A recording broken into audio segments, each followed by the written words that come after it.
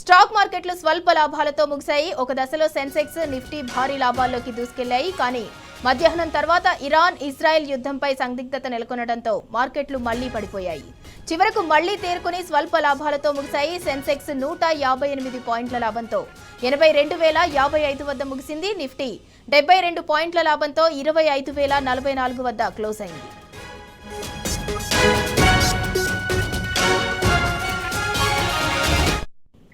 Stock మార్కెట్లకు సంబంధించి మరిన్ని వివరాలను మా ప్రతినిధి యాసర్ అందిస్తారు. యాసర్, స్వల్ప లాభాలతో స్టాక్ మార్కెట్లు అయితే ముగిశాయి, దానికి సంబంధించి డీటెయిల్స్ ఏంటి?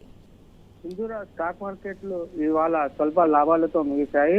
ఏదైతే ఉదయం America president Trump ceasefire ప్రకటనతో ఒక్కసారిగా బుల్ జోష్ లో దూసుకుపోయింది. ఏకంగా ఆల్ టైమ్ రికార్డును కూడా తాకింది. అంటే నిన్న నష్టాల్లో కూరుకుపోయిన స్టాక్ మార్కెట్లు ఈ రోజు భారీ లాభాల్లోకి వచ్చాయి. అయితే ఇరాన్ ఇజ్రాయెల్ మధ్య కాల్పుల విరమణ ఒప్పందం జరిగిందని ట్రంప్ ప్రకటన చేయడంతో దేశీయ మార్కెట్ల మీద ఇంపాక్ట్ బాగా కనిపించింది. ఇది భౌగోళిక రాజకీయ ఉద్రిక్తలు తగ్గించే అంశమని తెలిసింది. దీనికి కారణంతో మార్కెట్లో ఉత్సాహం వచ్చింది. దీంతో సూచీలు ఒక్కసారిగా దూసుకెళ్లాయి. ఉదయం మార్కెట్ ప్రారంభంలో 900 పాయింట్ల లాభాలతో సెన్సెక్స్ ప్రారంభమైంది. అదే తరహాలో నిఫ్టీ కూడా 250 పాయింట్ల లాభాలు దూసుకుపోయాయి. అదే క్రమంలో మార్కెట్ సాయంత్రం 3:30కి ముగిసేసరికి సెన్సెక్స్ ఒక్కసారిగా లాభాలు తగ్గిపోయాయి. 158 పాయింట్ల లాభంతో ముగిసింది. మరోవైపు నిఫ్టీ కూడా 72 పాయింట్ల స్వల్ప లాభాలతో ట్రేడింగ్ ని క్లోజ్ చేశాయి. ఎందుకంటే ఒక్కసారి ఉదయం ట్రంప్ ఏదైతే ప్రకటన వచ్చిందో లాభాలు దూసుకెళ్లిన మార్కెట్ ఏదైతే మళ్ళీ యుద్ధం మొదలవుతుందనే వార్తలు రావడంతో మదుపర్లు అప్రమత్తంగా వివరించడంతో మళ్ళీ ఒక్కసారిగా మార్కెట్ పడిపోయింది.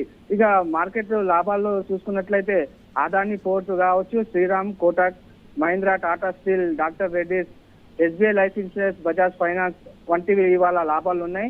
అదేవిధంగా ఇక నష్టాలు చూసుకున్నట్లయితే పవర్ గ్రిడ్ కావచ్చు, IndusInd bank, Maruti Suzuki, HCL, Bharat electricals, tech Mahindra లాంటి షేర్లు ఇవాళ బాగా నష్టాలను చవిచూశాయని చెప్పవచ్చు. సింధూరా, యాసర్, ఇవాళ గోల్డ్ రేట్ అలాగే సిల్వర్ రేట్ ఏ విధంగా ఉంది?